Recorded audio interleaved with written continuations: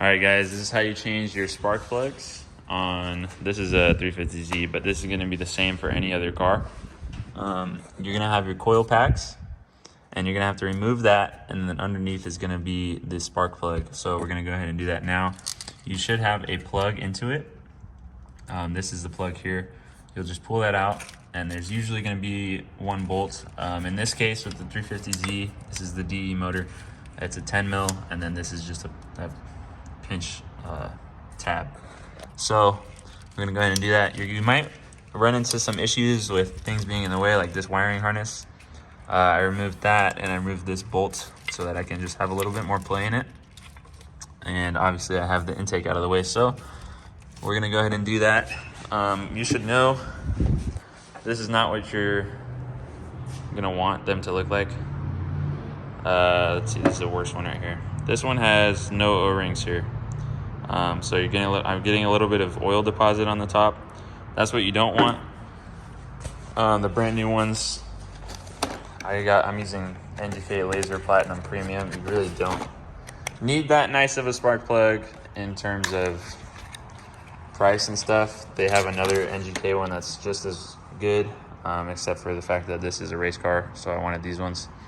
But it should look more like this. And then you're gonna also have to gap it to a certain size.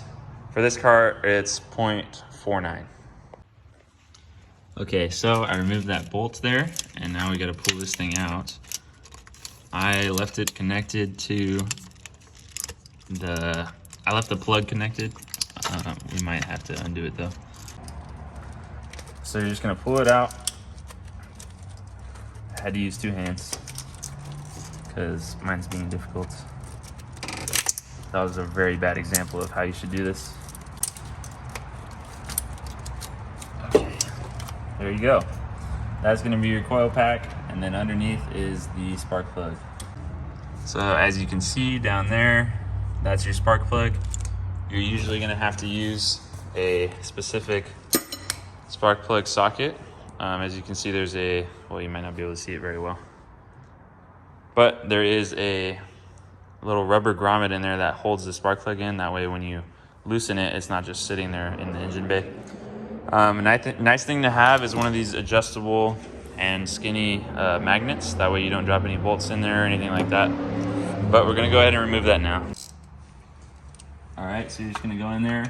I would use hand tools for all of this just because you don't wanna risk anything ruining the threads when it comes to power tools. And then you're also gonna want just long extensions, nothing super tight, so you're not really gonna need that torque.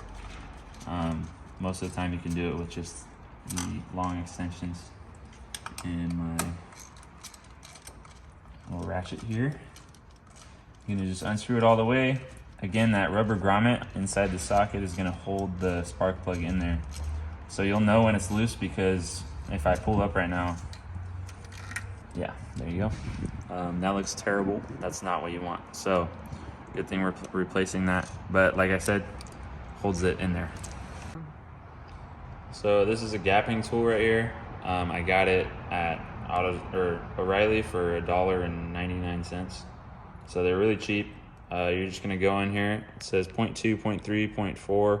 We want 0.49, so we're just gonna lift it up a little bit and lift it up a little bit more until we're getting right in there. You want it to be a tight fit, so it's really easy to bend this, so you don't need to press very hard. Right now we're at 0.49, 0.48 maybe. Does not have to be perfect, but you wanna get as close as you can. Now we're ready to put it back in. So another thing too, anti-seize, I would buy some. Most of the threads on these are very fine threads. It kind of depends on the car, but most of the time you're gonna wanna put this on there anyways. Makes your life easier. You don't need a lot. You can just put it in one spot like that. You don't have to rub it in. It'll go with the threads as you're putting it in. And then you just toss it back in there. And keep threading it on, and it'll get on there, and you'll just go hand tight, or not hand tight, but ratchet tight. You don't need anything crazy. You can torque them. There are torque specs all over the internet, but it really is not the end of the world if they're not. Just you want to make sure that it's not loose. All right, so now we're just gonna go ahead and put this back on. This is gonna seat over the top of it. This is where you're getting your charge from. Might be a little difficult right now because we don't have anything out of the way, but we got it out so we can get it in. These are flexible. You don't want to flex it too much, but they can flex around if you need. Line up your bolt hole and throw the bolt back in there. It's kind of nice to have one of those magnets for a lot of these. This one is very easy to access, so we don't need it. But this one's also just going to be a quick little hand tight right there, and you're done. That's how you change your spark plugs. Pretty simple, pretty easy. You can do it at home. Don't pay someone $300 to do it. Thank you.